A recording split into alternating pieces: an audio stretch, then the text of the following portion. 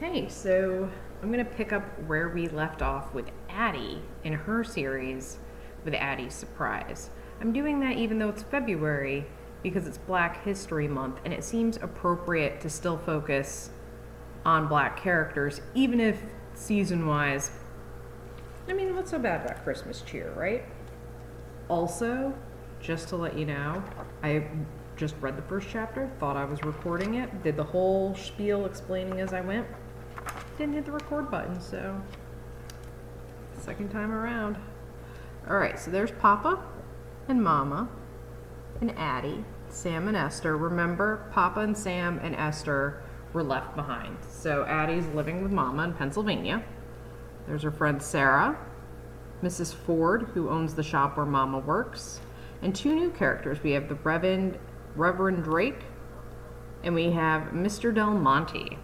Mr. Del Monte is the owner of a secondhand shop in Addy's neighborhood, and Reverend Drake is the inspiring minister at Trinity AME Church. So Chapter 1, The Winds of Winter. Addy Walker knew that winter had come to Philadelphia even before she opened her eyes. An icy wind whistled through the crack in the garret window.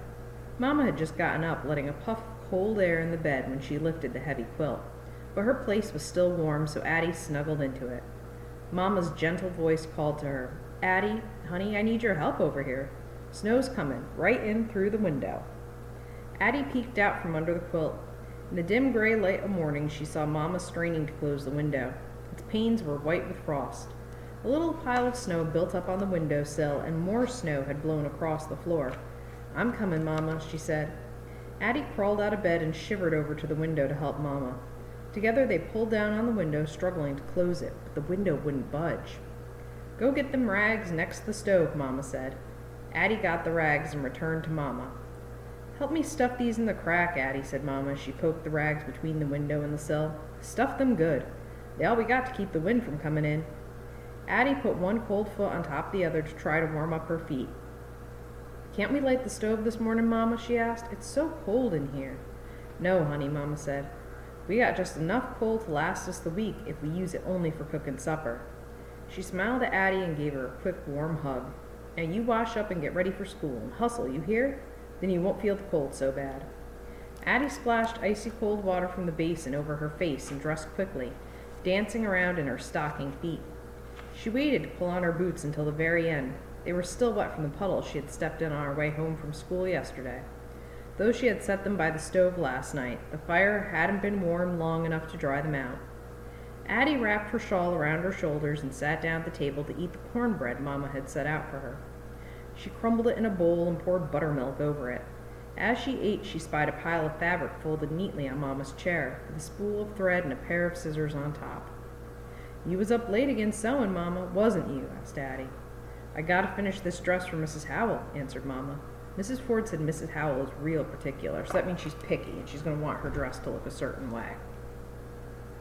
Mama unfolded the fabric and squinted at one of the seams she had sewn last night. "It's hard to see my stitches by candlelight. We sure do need a lamp." "How much we got saved for it?" asked Addy. "Can I count up the money in the milk bottle again?" Mama nodded. "Sure you can," she said. "But I ain't put nothing in since you counted it last week." "I put my tips in last Saturday, Mama," Addy said proudly. "I got 2 big tips when I delivered them dresses to Society Hill for Mrs. Ford." "That's good, Addy," said Mama. She reached into their hiding place behind the stove, picked up the milk bottle, and handed it to Addy. Addy turned the bottle upside down and shook it so the coins poured out. Then she carefully counted the pennies, half-dimes, and dimes. "We got $1.57, announced Addy. "Well, that ain't enough for a lamp," said Mama. "Guess we're going to have to wait a little longer. Just hope I don't have to pull them stitches out of one of them seams in that dress." Addy finished her breakfast and washed her bowl and spoon in the bucket of water that stood by the stove. Then she sat back down so Mama could brush and braid her hair. She looked at the thick folds of green and red plaid taffeta that lay over the chair next to her. "Them rich girls sure got pretty dresses," said Addy. "Sure do," said Mama. "Isabella Howard's going to wear that one to some fancy Christmas party." "Remember last Christmas?" Mama asked Addy. She went back to last year when she and Mama were on the plantation with Papa, her brother Sam, and baby sister Esther. "Master Stevens gave us a real skinny chicken. Sam wouldn't even after you cooked it. He was mad because of how hard we worked. He said one chicken couldn't make up for a whole year of work, but I was hungry and I ate it. So remember, they were slaves on Master Stephen's plantation, so they weren't paid for their work. I remember, Mama said, but Sam ate my sweet potato pudding. He liked that. And Papa did too, Addy said. Sweet potato pudding was Papa's favorite. He always said so. Addy stopped.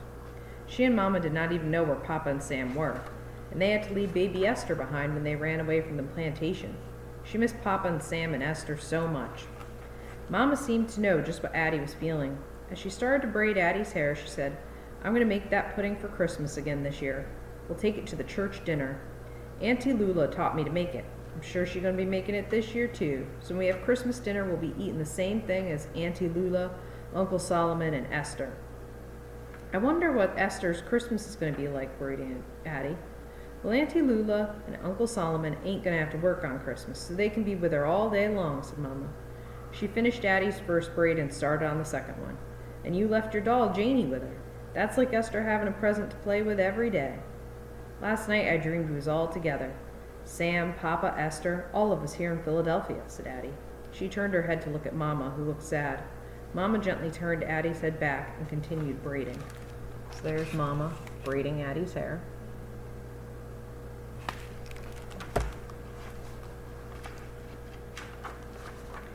It ain't going to be just a dream, Mama. It's really going to happen someday, ain't it? Addy asked hopefully. Ain't we all going to be together someday?